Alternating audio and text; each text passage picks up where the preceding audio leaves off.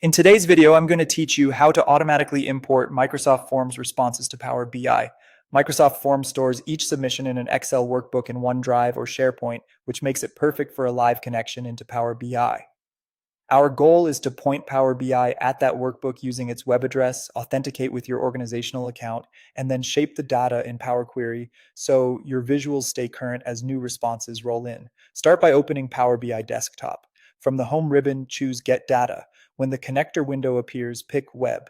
This option lets Power BI read data directly from a file that's hosted online, such as the Excel workbook created by Microsoft Forms.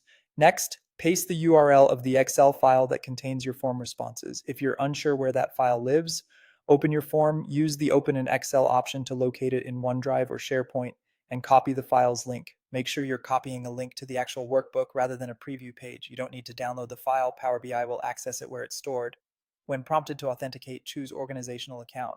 Sign in with your work or school credentials that have access to the OneDrive or SharePoint location. Using the same tenant account here ensures the connection can read the file securely and consistently. If you're switching accounts, confirm you're signed into the correct organization before proceeding. After Power BI connects, you'll see the navigator.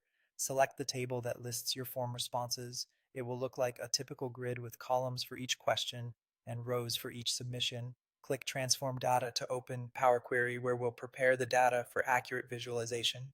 In Power Query, confirm your headers look correct and set the data types for each column, especially dates, numbers, and choice fields.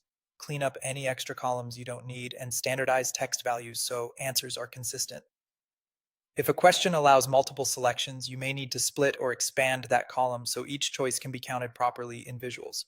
Rename columns to user-friendly labels, trim any stray spaces, and verify that key fields like the response ID and submission time remain intact for tracking and sorting.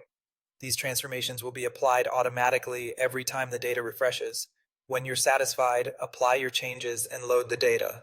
From here, build your visuals as usual. As new responses are submitted to the form, a refresh in Power BI will pull them in, keeping your report up to date without manual exports.